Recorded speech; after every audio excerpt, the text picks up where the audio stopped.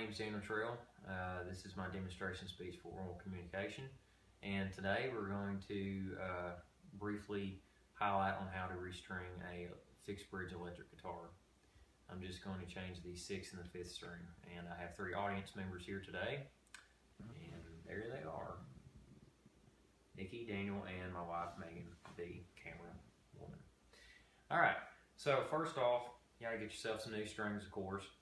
A good way to set your guitar up is to have your headstock on a pillow or something of the kind. That way you prevent it from scratching it or anything. You put the body underneath a towel. And the two tools you need is, this is a winder. You put it on the tuners, you put it on these, and this is a fast way of loosening the strings and tightening them. And also I have a pair of needle nose pliers with cutters to cut off the excess string. It's a pretty simple process. You just take your string and you run it up through the bridge, put it up on the tuner, and then you tune it and you're ready to go. So we'll go ahead and give it a whirl. I'm going to try the 6th and the 5th string, which are the top 2 strings, the thickest ones. So we'll go ahead and do this. We'll go ahead and loosen it. One thing you need to be wary of when you change strings, or when you put them back on, is make sure that you wind them up in the correct fashion. And I'll illustrate that here in just a minute.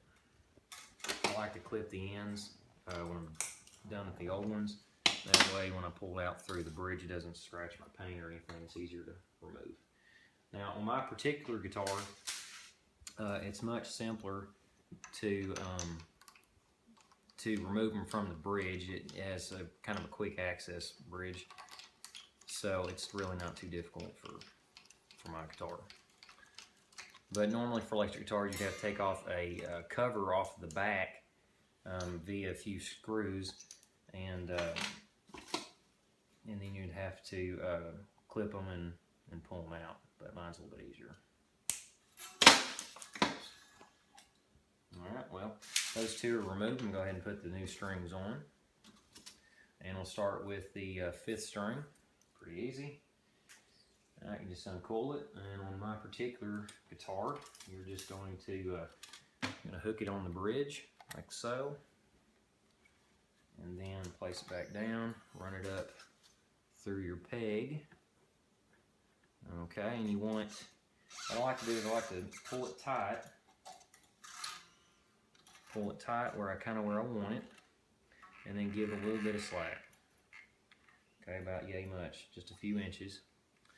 And I like to kind of bend it, keep it in place, and then I'm going to put the string winder on the peg, and I'm going to turn it towards you in your direction, and wind it. And I'm making sure that the string doesn't overwrap itself on each turn.